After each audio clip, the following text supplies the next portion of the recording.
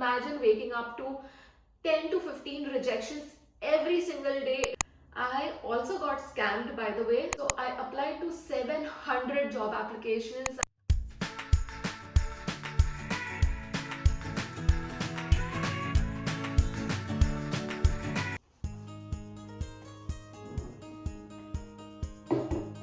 Hi everyone, this is Farida and welcome back to my channel. Today I'm going to tell you everything that I know about, or rather, wait, let me rephrase it. I'm going to tell you my journey for getting a job here in the US market in 2025.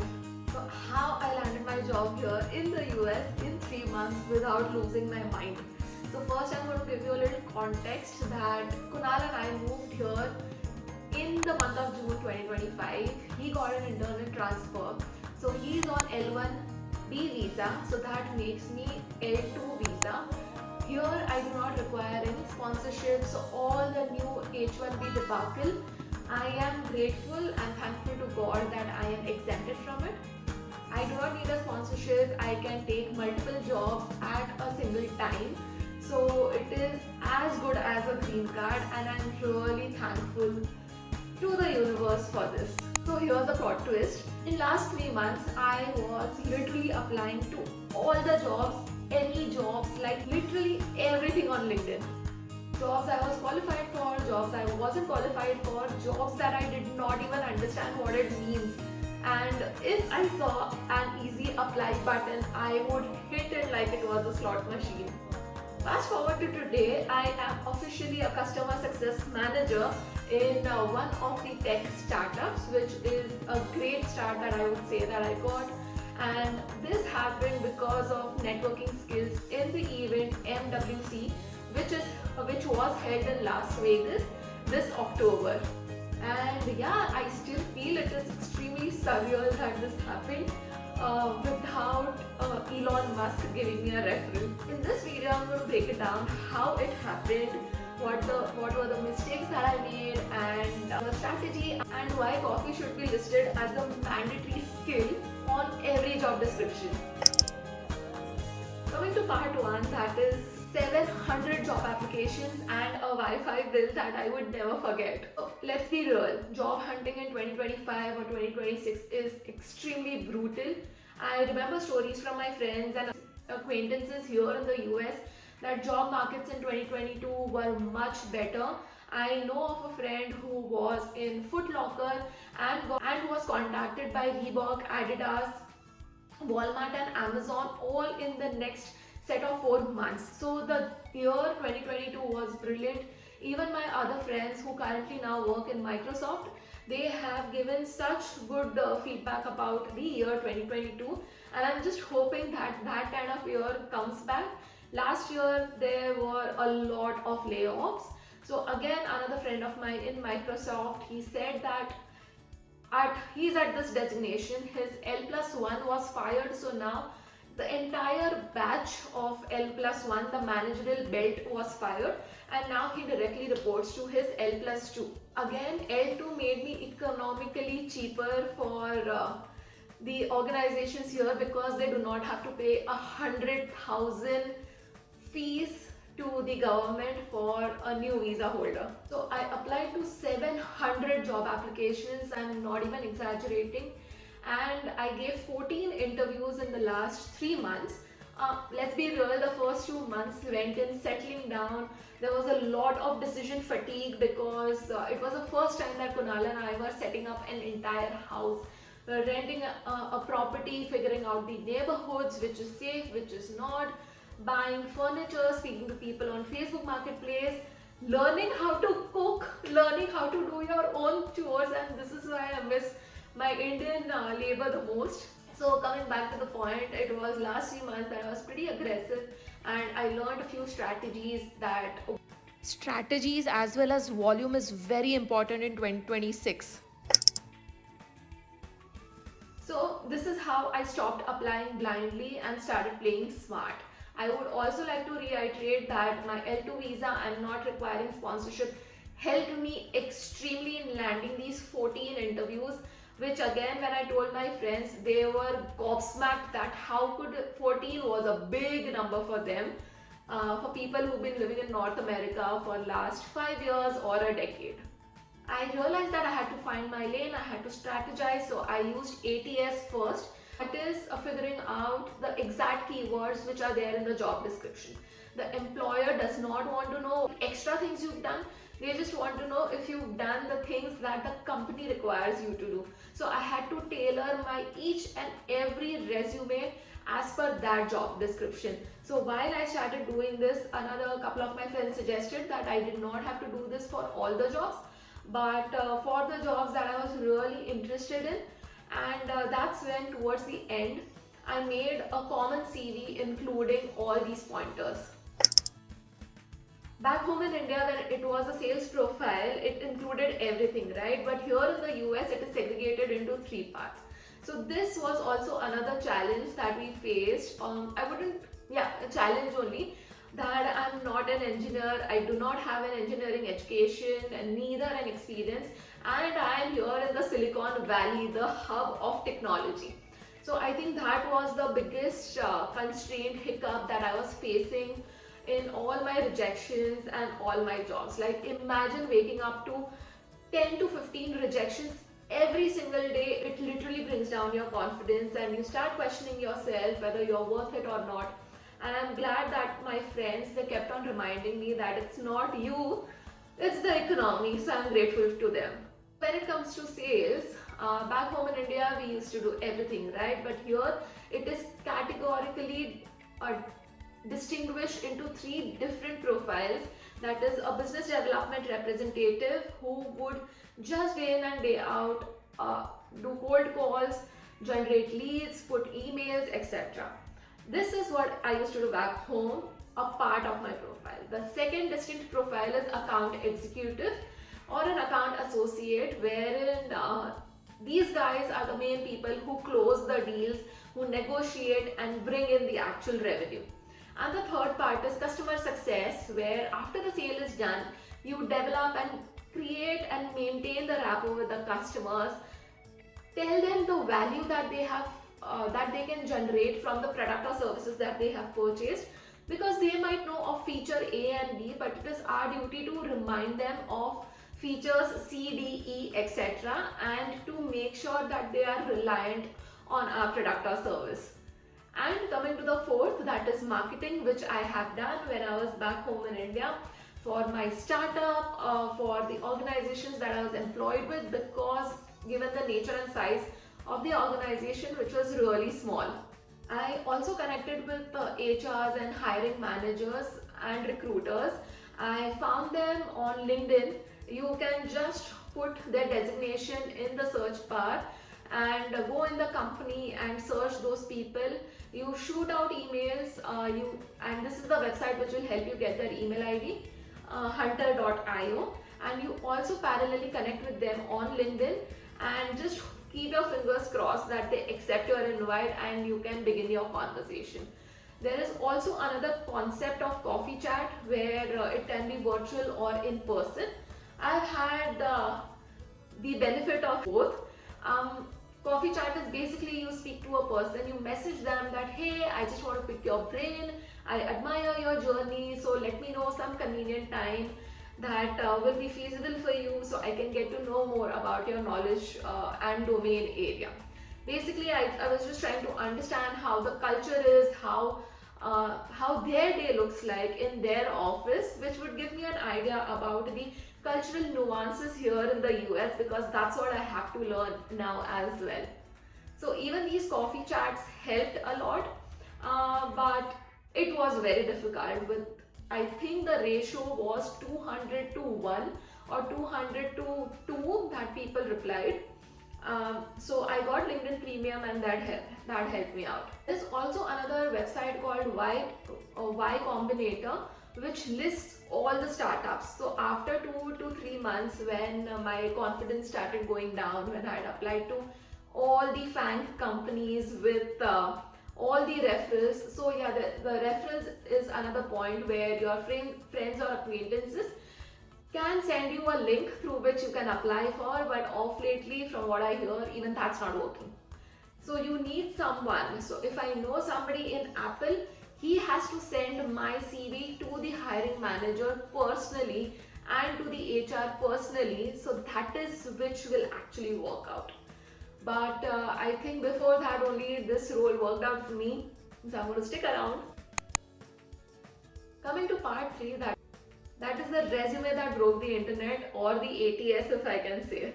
My first resumes were ghosted. Not that ATS, that is the application tracking system, is like Tinder. Swipe left if you do not say the right words. So I rebuilt my resumes with the exact keywords. Of course, I used ChatGPT. I'm going to put a prompt here in case you guys would want to know. And day in and day out, if you are doing this becomes your 9 to 5 job, right? If you're doing this day in and day out, you then figure it out by yourself with a lot of practice, which you're going to get on the job, about the right keywords, right job description, the right things to say. Also dropped in matrix, that is 273% growth on an account year on year. Every bullet point had a matrix because people here love it more than Netflix loves true crime. Coming to part 4, that is networking without being that cringy stalker. I didn't know that 60% of the jobs are never listed on the website. It's just when you meet people, and that is how I landed my job. This wasn't listed on any website on the internet. It is just my face-to-face interaction, and I started messaging the hiring managers and the recruiters asking for guidance and advice, and not directly referral. Hey, I saw your work at Meta. I'm curious to know that how your customer team developed and gained such success. So these are the kind of specific questions that you need to ask. Of course, take help of ChatGPT to make it very precise and extremely niche, which also shows the other person that you've done your homework, and that's when you are sitting here. And boom, that's how the conversation started. There was no begging, it wasn't fake, it was literally genuine. Although nothing turned out for me from those conversations, but I'm glad that I have networked and I've made acquaintances here in San Jose, Silicon Valley in California. Coming to part 4, that is the interview strategy. So I cracked 3 interviews, by the way. One was at Coach, which was part-time, and it was in the retail store where I had to be a stock associate. I had to maintain the inventory, and I had to make sure that the shelves are being filled at the right time. So this is the website that I applied at, and if you guys are in the US and are looking for part-time jobs, this is the website to go to. And I also applied at Kate and Spade, and literally 2 hours ago I got a call from the mall in Kate Spade for the holiday season of November December, where they want people on temporary basis, and that would be somewhere around 15 to 28 hours a week, and it was a minimum pay wage job, around $20 to $22 per hour. They wanted me on weekends, which was mandatory here, and thankfully the customer success job worked out for me, and I could tell Coach a no, which I never dreamt that I would be saying this sentence out loud. And so I'm also with Kate Spade. So Kate Spade, Stuart Weitzman and Coach fall under the same umbrella of the company that's called Tapestry. Next job that I landed was Orange Theory, and Orange Theory is somewhere similar to Cult. If not, you guys can check out the website and see what it does. It's a group workout. Everyone's very enthusiastic, and it shows your progress through statistics, which they are the only company doing this. People here in the US, they are not expected to do research about the company that they are interviewing for beforehand, but I did it thanks to our habits in back home India. And this blew everyone's mind, even the company where I'm employed at right now, and Orange Theory, and well, Coach, everyone knows about Coach, right? So they were extremely impressed with the kind of information I gave, the kind of research I had done about the company, how I resonated my previous experience to the current experience that was required. So I drew and wove a storyline. So if you tell them some stories, they are not going to forget, they are going to love you for this. Even in my second and third interview rounds of customer success manager, I actually made a presentation. So this helped me with a couple of things. One is that they were shocked, they did not expect me to go above and beyond. Second, I could hold the entire conversation. Now, let's be real, if I have given 14 interviews, there are 700 applications. It's a human brain. I'm not a robot. I cannot remember everything, right? So that presentation helped me. I had the power to navigate the conversation and to maneuver anything and everything I wanted. Secondly, the presentation also acted as a battle card because everything's technology. I have studied commerce. I've done my MBA, I've done my double masters, but there's only little that I can do. Even if I try my best, there are some words which I am going to forget. So this presentation acted like a battle card for me. So if I've forgotten everything, it's just there on the screen right there for me. And the research also helped me sound confident and not like a lunatic. I used the STAR method, that is telling them episodes of my previous work experience using STAR, that is situation, task, action and results. So my conversation always moved like this, and I always made sure that I do not give permanent answers because this is what's going to separate me from the rest of the crowd. So sometimes I would tell them that I would beg to differ because I have a different opinion on this, and I would explain to them with the logic, because people here are really thoughtful and respectful of your time and your opinion, which I have hardly seen back home. Basically, storytelling works wonders. So I also remember telling one story that my first boss, he had told us a story that if you do not like to come to office on a Monday morning, that job and profile is not for you. So I integrated this in my story and I started a conversation with that. I told them about my love for sales, that if it's not sales, there's literally no excitement, no thrill, no validation that I have in my job, which it becomes very mundane and unmotivating for me. So this is the kind of storyline that I pitched, and I made improvements on the spot. Yeah, so this is pretty important. Coming to part 6, that is the mental gymnastics of staying motivated. I literally have a PhD in rejections by now. I am not exaggerating at all.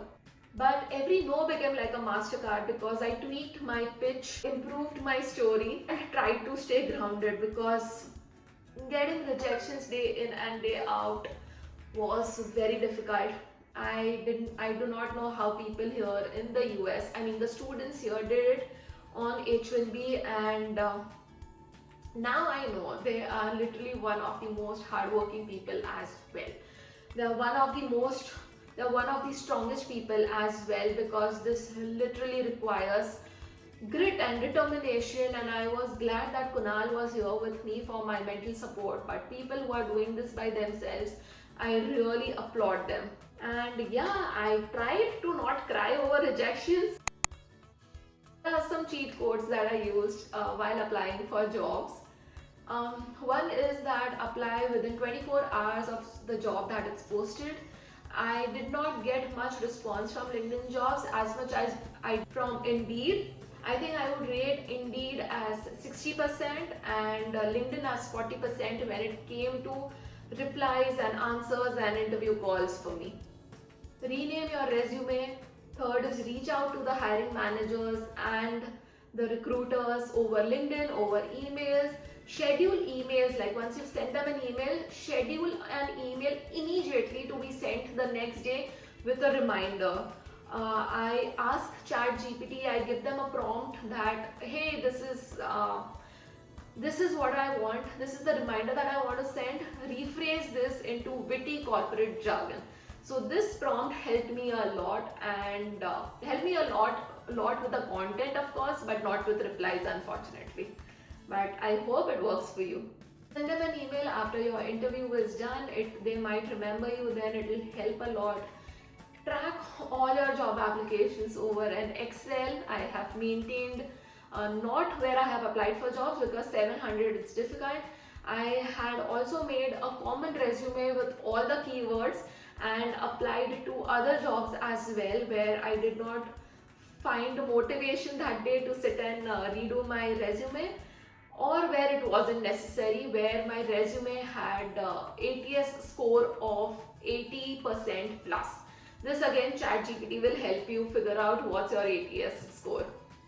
And the last part, it finally happened. The day finally came when I got the job. I did not scream. I was sobbing out of happiness and relief that it's done now. I have a job in the US. The sentence sounds so surreal to my ears.